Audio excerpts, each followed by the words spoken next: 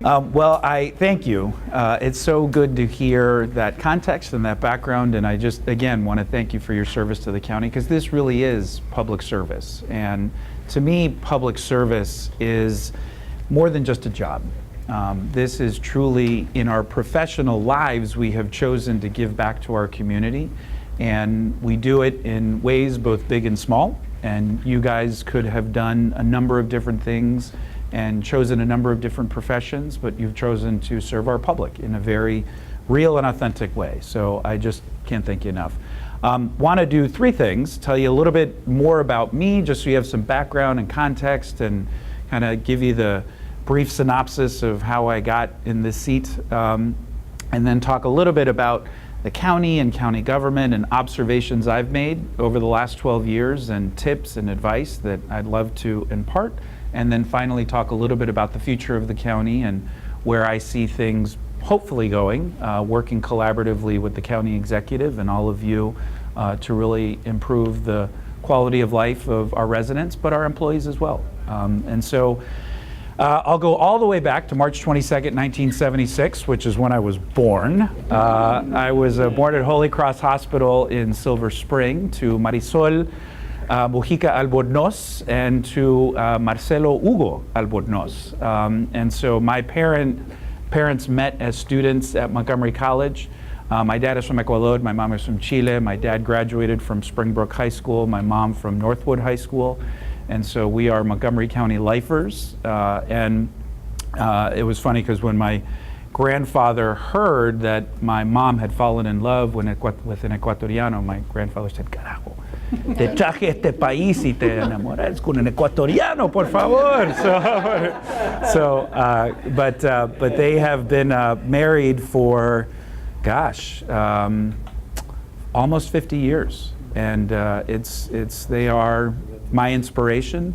They have worked so hard and made so many sacrifices, and I'm a product of their hard work, frankly.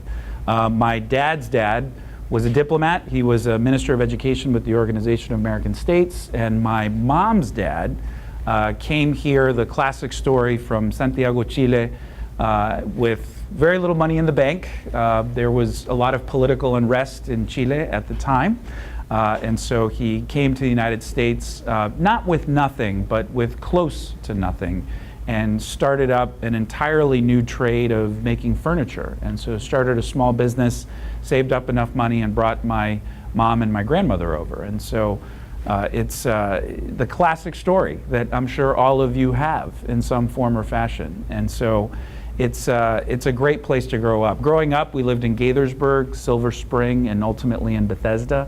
I graduated from Walt Whitman High School, went on to the University of Maryland, where I got my undergraduate degree in communications, and then I got my MBA from Johns Hopkins University while I was working at the Latin American Youth Center, and did that part-time and at night.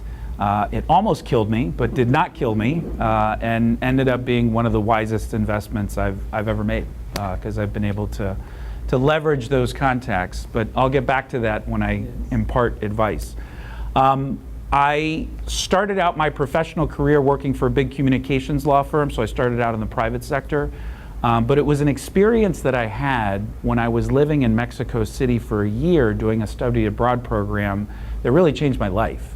Growing up in the county, I didn't realize the bubble that I lived in. I didn't realize the privilege that I had been given. I really, frankly, took it for granted. And so it wasn't until I got to Mexico City and worked for an organization that assisted homeless and runaway youth, an organization called Casa Alianza that had social workers, case managers, psychologists, true wraparound services, that I really saw extreme poverty, that I really saw injustice. And one of my first experiences there, and my job was almost like a bodyguard. I would work with the social workers when they would go to the shantytowns to try and find where the families where these children had run away from lived, and to determine whether or not it was a good idea to reintegrate those students with their parents.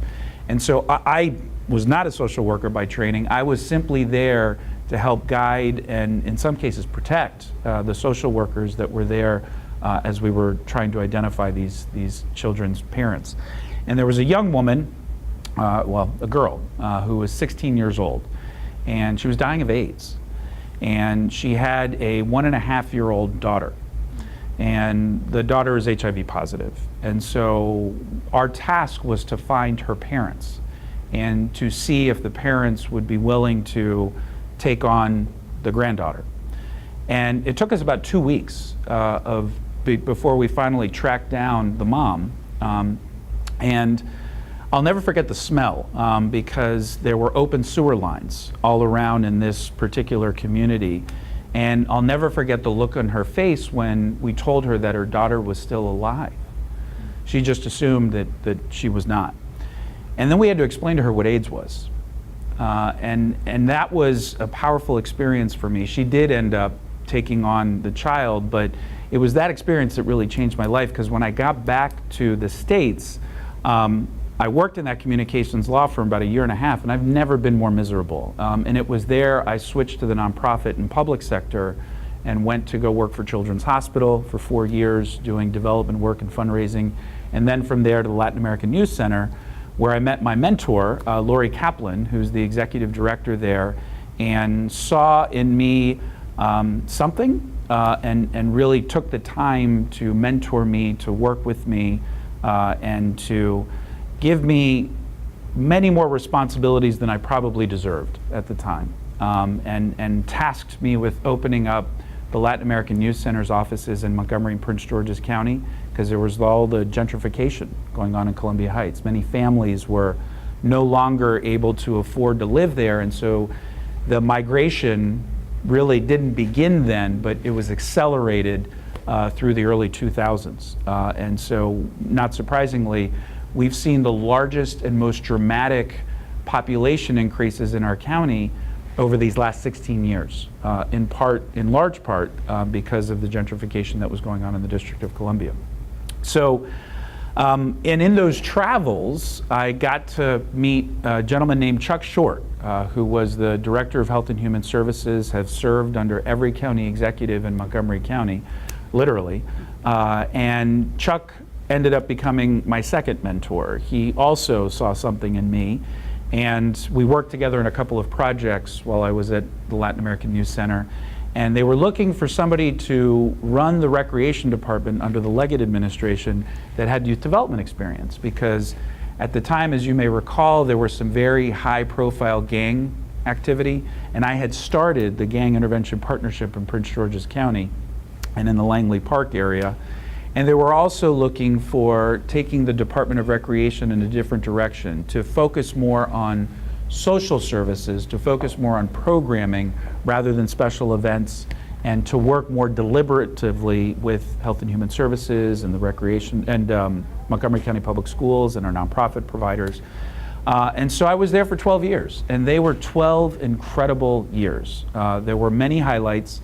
One of my favorite highlights was President Obama's daughter played in the Montgomery County Recreation Basketball League, and President Obama was her coach.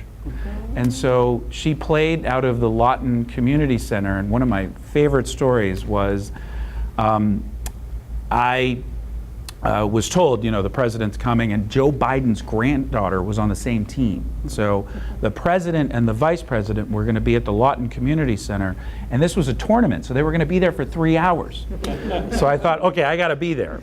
So I talked to my staff, and you know, I make sure I'm on the list, and I want to go there to make sure everything's okay. And really, I just want to go to see the president.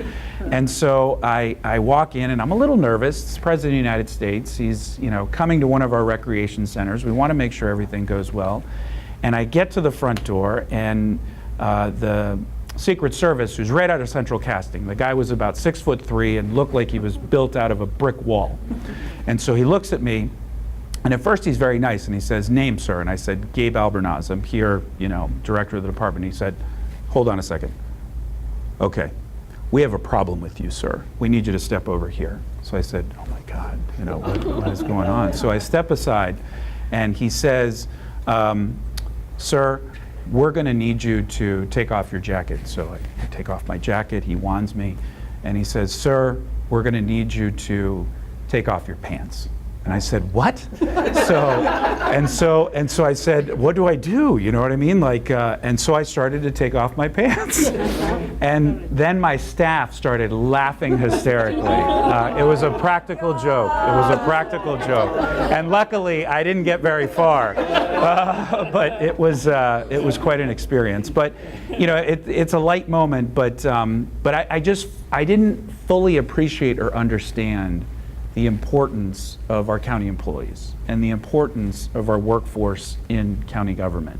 I was working at Holiday Park Senior Center. We had a senior prom, and this was a dance in which the senior citizens were dancing with the seniors from Blair High School. And there was a woman who was in tears, and I said, you know, what's wrong? And she said, no, nothing's wrong. That's the first time I've danced since my husband passed away 5 years ago. And so the impressions that we make, the help and assistance that we provide is so deep and so meaningful to the lives of our county residents, but especially the most vulnerable among us. It's such a powerful job, and it should make us all feel very good and proud of the work that we do. I know it's difficult. I know it's overwhelming at times. I know we don't make it easy for you, but it is very meaningful work. And I know it's been hard, especially over the last 10 years. I came on just as the Great Recession hit. Recreation, like so many of your agencies, got crushed. We ended up losing almost a third of our staff. A year into my job, one of the things that I had to do was go through a very painful reduction in force process. And I'll never forget being in a room about this size and for 4 awful hours meeting with group after group after group, letting them know that they had been reduced and that they had gone through the reduction in force process. That left a deep impression on me and also underscored why I will never let that happen again. I will do everything that I can do to ensure that that doesn't happen to future employees because these jobs are too important and we need to hang on to you. So I also learned the value of creativity, and I learned the value of wanting to leverage and being creative and finding partnerships and alliances within the community and within other departments. And the employees that I love the most are the ones that came to me with ideas. The ones that said, you know, we've been doing this the same way for a long time, and we think we can do it better if we do this, that, or the other. I loved those employees, and I often really listened to them because they presented very great ideas that really helped our department get through some extraordinarily difficult times. I also think that too often the work within county government is done in silos. It's done, you know, with blinders on because we're overwhelmed by the job in front of us, let alone thinking about the work of other departments. And sometimes we don't even think about the work within other teams within your own department. There's just not enough time, or we don't create enough time and space for us to be able to collaborate in a way that's meaningful and authentic.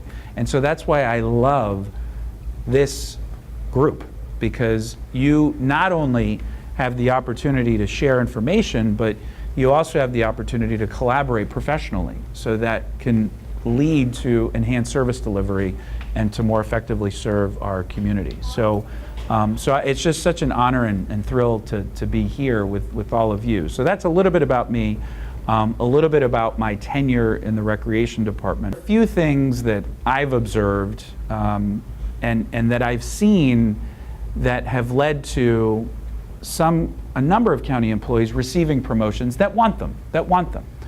Because there are some folks who have the work to live mentality. That was my dad. My dad had the same job at the Bureau of National Affairs. And when I say the same job, I mean the same job at the Bureau of National Affairs for 39 years. And he loved it because it was very comfortable. It was very predictable. He was actually offered promotions, and he didn't want to deal with having to manage people. He's an accountant, and so he just wanted to manage numbers because he could manage numbers. He just wasn't confident he could manage people. So my dad was quite content in his job, and it paid the bills, and we had everything we needed and more.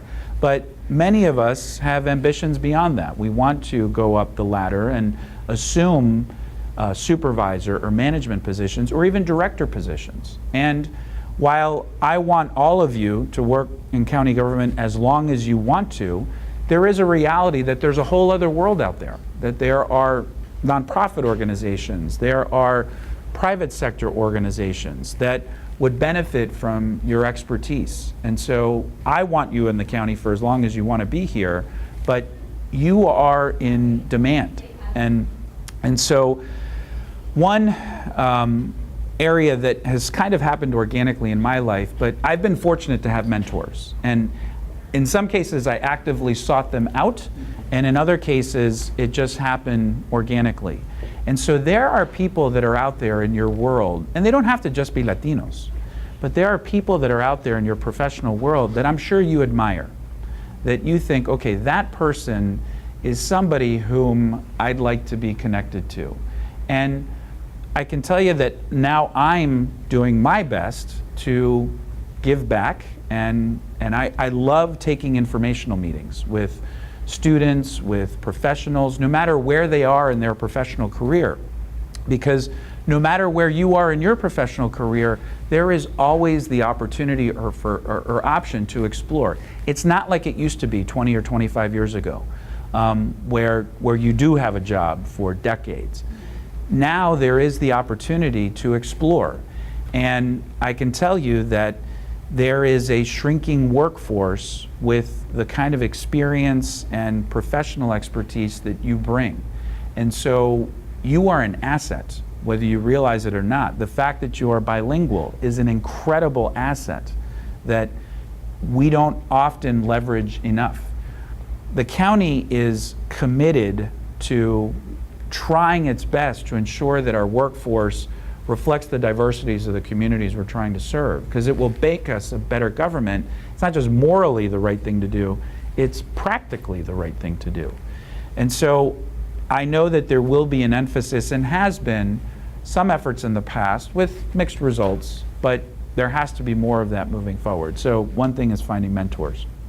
The second thing is, if you do have a project idea, if you do have an initiative that you think you'd be interested in exploring, then don't be afraid to share that with your supervisor or with your manager, because I know that they are very interested in hearing those thoughts and ideas. The third thing is, get active beyond just your job. So it won't just fill your soul, because volunteerism and engaging and giving back, which I so appreciated you mentioning, Gilberto, but it's also a networking opportunity too, because being able to connect the work that you're doing on an everyday basis with people that are out there in the community will lift all boats. And those social and professional contacts that you make, you'll be able to leverage in different ways later. And that's another way of really actively engaging. Consider training yourself. Think about putting something together in a curriculum that others would benefit from. There's just the wealth of knowledge in this room is truly remarkable. So that's another way of actively engaging. And then, and it's not a bad thing to try and chart a path either. So I did not expect to get into elected office. It just, I was asked today to give the commencement speech at my high school's graduation. And if my parents knew that I was going to give the commencement speech at my high school graduation 25 years later, they would have thought I was crazy, because I was an average student, okay? Like I didn't kick it into gear until I got to college. But I think that, again, there are professional opportunities out there. You just have to sort of find them and engage them. And please mentor other people. Please take the time to identify people who are new within your departments. Some of you have been in the county for a wonderful amount of time. And so your maturity and your experience, people will draw from. And so there's an important opportunity for us to really think forward and connect. So devising a plan and trying to figure out where you'd like to be in 5 years and 10 years, I think is not a bad thing. And then working through organizations like this, finding mentors, and then trying to carry out that plan is really what makes sense. I chose to get pretty engaged politically in the county as well. In addition to serving on a number of boards in the county, I have been active politically, which did end up leading to me running for political office. And obviously you have to be careful, and I think that clearly I don't care what political party you're affiliated with. I'm concerned about civic engagement in the county right now. One of the things that I found disappointing through running for political office this time around is just how little people know about the county, and frankly, how little people care about the county. And it's because we are not doing enough to build bridges and to connect to people so that they feel like their voice matters, and they feel like there is a mechanism for them to be able to carry out that voice. And so one of the projects our office is going to be working on, and that leads me into some of my priorities, and I'll finish in 4 or 5 minutes and then we'll go to Q&A, are number one, we want to embark in a civic process. Councilmember Nancy Navarro has done an outstanding job within her district building a base of promotores and civic activists who are now actively testifying before public hearings before the county council. And that's how we're going to create systemic change, when we start taking ownership of our community and getting very active and engaged through a variety of different means. So that's one project that we will be working on. The second project that we're going to be working on is I'm chairing the Health and Human Services Committee. And so we are going to, among a number of things, host a nonprofit summit in the fall so that we can more intentionally figure out ways of creating partnerships and alliances between the county and our nonprofit sector out in the community. We already do a pretty good job, we do. But one of the most refreshing and interesting aspects of this new job that I have is that you realize how connected everything is. That housing, workforce development, environmental issues, education, all of it's connected. You can't have one without the other. And I think there's an opportunity for us to be more intentional about connecting that work so that DEP is working closer with libraries, so that libraries is working closer with HHS, so that HHS is working closer with their nonprofit sector. And the other institution that I think is an important partner, particularly as we activate our community, is our faith-based organizations. Because it's often our faith-based organizations where people are going to get information, where they're going to establish their social and personal network. And I think there's an opportunity for us to be more intentional about partnering with our faith-based organizations. So I've put together a dream team in my office. Joy Nurmi is my chief of staff. She was the former chief of staff to 3 former council members and was a special assistant to County Executive Leggett. Lillian Cruz is my deputy chief of staff, and she was with Senator Van Hollen for 16 years and is well known and respected in the community, and I'm thrilled and honored to have her on my team. Mayra Bayonet is conducting community outreach and working on the logistics of helping to coordinate the calendar in our office. And then Beth Schumann who has a master's in social work, is staffing me on the Health and Human Services Committee. And so it's a remarkable team. I feel blessed to be working with these dynamic women, and we're going to accomplish a lot. And I take very seriously the responsibility that I've been given to represent our Latino community in every way imaginable. I take very seriously the opportunity I've been given to impact long-term sustainable change in our county. And I also take very seriously my role in working with all of you, because county government cannot work unless we are working in collaboration and partnership between the legislative and executive branches. too often there's friction. Too often we go into our corners and we waste a lot of time. And so we need to work more collaboratively, and I've been very impressed with County Executive Elrich and his efforts to try and build bridges within the County Council. And we won't agree on every issue, nor should we, but I am confident that on the most important items and overall, we will agree on a lot more than we will disagree. So I am wildly optimistic about the future of our county. I am wildly optimistic about the future of our Latino community, because the fact of the matter is, when the current second grade class of Montgomery County Public Schools graduates from MCPS, the majority of those students will be Latino. And that has major implications for us as a community and as a society. And so we got to do the hard work now to make sure the foundation is laid for long-term success. The director of the Office of Human Resources is, in my opinion, one of the top 3 most important jobs in county government, period, because he or she sets the tone and is in a position to really sort of uplift and ensure that people have what they need to be successful. And I'd like to see us take OHR in a very different direction than we've taken in the past. So there are management training programs, there are good leadership development programs, but I'd like to see us offer more practical kinds of training programs. I'll give you an example. One of the best classes I ever took in college was a public speaking course. So my public speaking teacher for our final exam, I'll never forget it as long as I live, the final exam was you had to give a 10-minute speech. And every time you used a filler, an or an you know, or messed up, she would clap.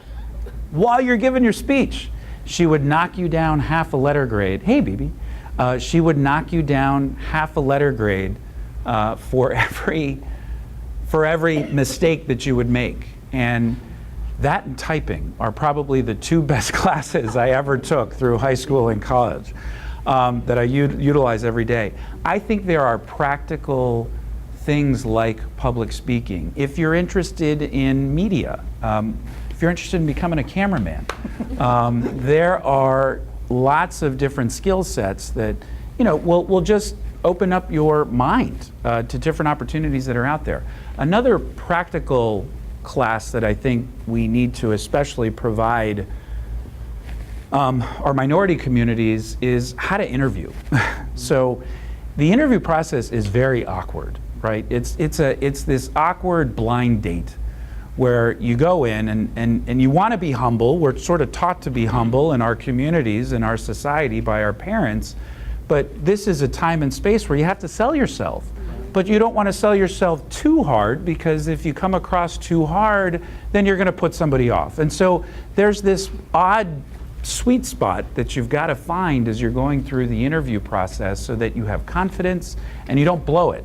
I can't tell you how many times, because promotional opportunities are so rare. You guys know that. And I can't tell you how many times I served as while I was a director on, God, over 52 interview panels in the county. And there were employees who interviewed for jobs who I knew could do that job, who I knew would be successful in that position, but blew the interview. Were nervous, didn't fully articulate in any sort of a clear and concise way the job that they wanted to do. And so it's a skill to once you have those few and far between opportunities, to be able to take full advantage of them. So I think that's another area that I'd like to see us within the Office of Human Resources build up. I think we need to go further upstream. We need to start at the middle and high school level. We need to think long term. We need to engage and get the next generation of our workforce excited about the work that we're doing, because frankly, it's exciting work. And so we need to tell that story. We need to tell it effectively. And that is through partnerships and alliance with incredible institutions like the one we're in right now, but also through our community-based organizations and our high schools. So that's an area of potential growth. I took a leave of absence as the director of the Department of Recreation to run for public office. But I still, and so I didn't take a paycheck from the county for almost 8 months. But I still had to work, so I did a consulting job for a headhunting agency called LeaderFit, and they primarily serve people in, they place executives within nonprofit organizations. But it was fascinating work, and I found out a couple of things, and this is in particular, I'm directing this to the dynamic women that are in the room. One of the things that LeaderFit found is that when women apply for positions, if they have 80% of what is in the job description, but not 100%, they're less likely to apply for the job. Men tend to apply regardless, even if they have 50% of what's in that job description or in that experience. And so, and that's just focusing on women. But we need to do more to encourage, to coach our minorities and our Latino community and our women to apply for positions that are out there, and then give them the confidence and the tools and resources to be successful in securing those positions. And you know, I know many of us look at job postings, and so, you know, and there'd be a job that would come across and you'd think, wow, that sounds really cool, but it might be in a different department or agency. And it's not bad to do informational interviews. It's not bad to seek the advice and guidance of somebody that already may be working within that department, because there's often a backstory to why a position is vacant in the first place. And so knowing some of that information will put you in a better position to secure that job. And so that's why networking like this is really effective and really does have value and works. And then I think that if you do have the opportunity and the time to invest in securing a postgraduate degree of some kind, it pays dividends. It really does. It did for me. And again, it was difficult. You know, the last thing you want to do after working a full day, and I did this before I had kids, thank God. But the last thing you want to do, you know, when you get home after a hard day's work, is to open up the books and to have to study and have to go to class when you're like half asleep. But it's worth it because it will help separate you from others that are out there. And I do think that we need to emphasize more, and I have to say that this council and the county executive, we're sincere in carrying out our work with a racial equity lens, and that, in my opinion, will translate to our workforce through our hiring practices and policies, in addition to our programming and legislative policies. Because when you have a workforce that reflects the diversity of the community it's serving and understands where people are coming from, it's just a better situation all the way around. I think as a Latino, I often forget just how much we've exploded as a population in the last 20, 25 years. And when you think about the generations of other immigrants that came before us, what happened organically is if your parents were in the banking industry, there was a pretty good chance you were going to go into the banking industry. If your parents were, you know, involved in certain sectors, if your parents were involved in politics, there was a good chance you were going to go into politics. Well, right now, what we are all doing right now is laying the foundation for the next generation. And if you look at the demographics of Latinos across the entire country, but especially in Montgomery County, we are proportionately really young. And so I think that programs like Summer Rise, our office is going to be hosting a student, and I know the county executive has been fantastic in engaging in the Summer Rise program, and so I'm hoping there are students in every single one of your departments. And although the program is only for 3 weeks, so it's a limited opportunity to engage the youth, but all it takes is just one conversation, one meaningful and authentic conversation for you to plant a seed in those students that may take fruit later. Just like my experience that I described in Mexico City and the exposure I had to those social workers and case managers who I thought were heroes. So I think that you know, there's an opportunity for us, and And take the time, right, this summer, in July, when you see a Latino student in your office, take the time to introduce yourself and spend some time with them. Take them out for coffee, because I think you'll get even more out of it than the student will. But it will be a very valuable experience for everybody involved. But there's an urgency, and I'm feeling it, and you're right.